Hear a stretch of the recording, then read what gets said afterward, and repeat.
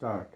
Sir, I would first like to make it clear that this amendment bill, which is there before the House today, actually seeks to correct an error that had taken place.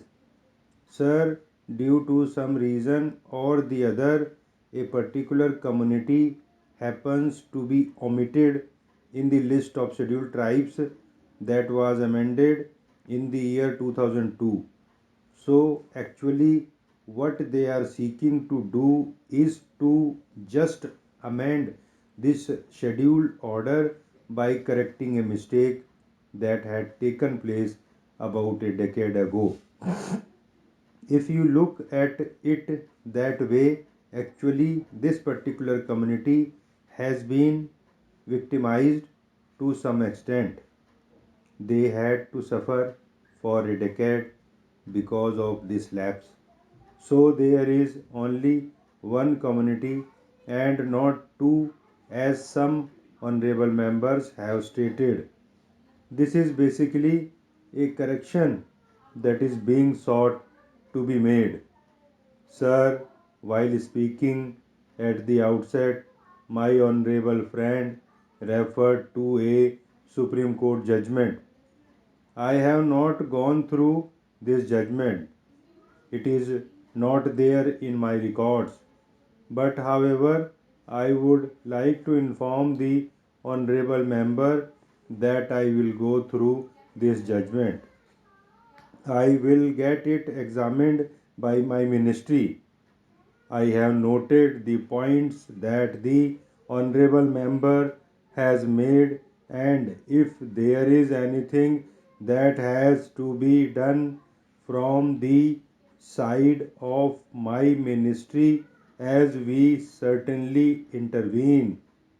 Then, sir, some honorable members had wanted a comprehensive list to be made for the entire country. Sir, it is a fact that some communities which are recognized as scheduled tribes in one state are not recognized as scheduled tribes in another state. Even within the same state, in some districts, certain communities are recognized, in other districts, they are not recognized. These discrepancies do exist. I am aware of them. I would like to apprise the honorable members through you, sir, about the procedure for either including or deleting a particular community in the list of scheduled tribes. There are certain criteria, of course, which are there as basic guidelines to be observed before a community is recommended to be included in the list of scheduled tribes. These criteria are indications of primitive traits, a distinctive culture, the geographical isolation, shyness of contact with community at large, and backwardness. These include anthropological and ethnographic studies related to these communities. It is based on these studies and other statistics that these communities are recognized.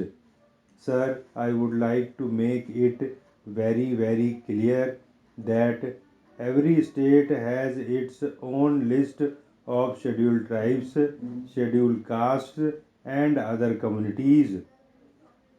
Mr. Vice Chairman, sir, basically this is a state subject, and in our federal scheme of things, it actually devolves upon the state to first recommend that a community be included or removed from a particular list.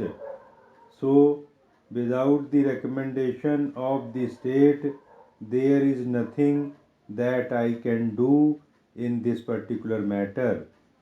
You will appreciate this fact because I do not think it would be appreciate for proper government work to intervene in this sphere, which is the domain of a particular state or a union territory. So the procedure is that after basing the facts on these criteria which I had mentioned, the state recommends these cases to be included in the scheduled tribe list or to be deleted from it because it is the same procedure that has to be adopted either for inclusion or for deletion. So once it comes over here, the Ministry of Tribal Affairs refers it to the Registrar General of India based on certain statistics and other records which are available with them. The Registrar General of India either accepts it, gives us a clearance for a particular community to be included, or they reject it.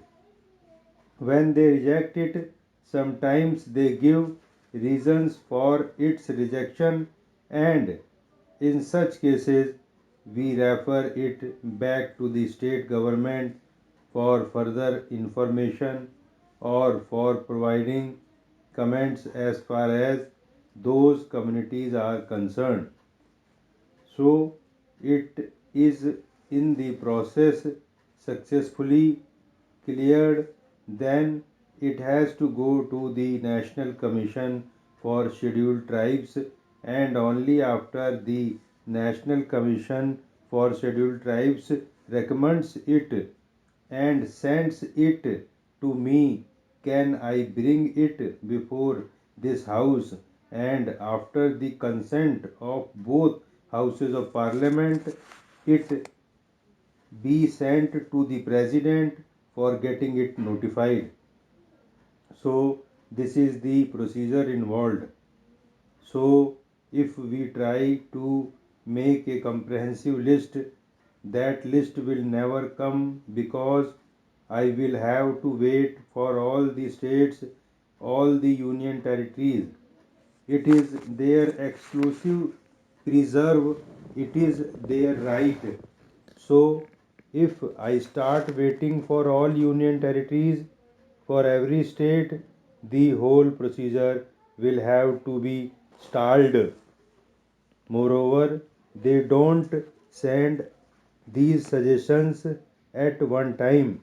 Sometimes they come periodically, sometimes they come in batches, and the whole procedure will have to be stalled if I have to make a comprehensive list.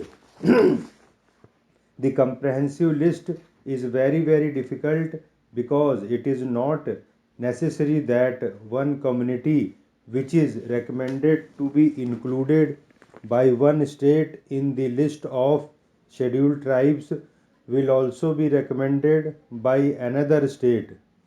So these are certain discrepancies which do exist, and I think it is beyond me to change this until, of course, this whole thing is brought into the central list. Then it would be a difficult ball game altogether. Now it lies with the states. So as things stand today, we will have to follow certain procedures which are being followed. Of course, my ministry can take an active role by trying to persuade the Registrar General when some matters are pending there for a long time. We can write back to the states and request them to send their clarifications or suggestions at an earlier date. we have been doing this. This ministry has been pursuing it with these authorities, but it will not be possible for us to overrule them. Sir, my friend had raised the point about a particular community which he said is not listed in Assam.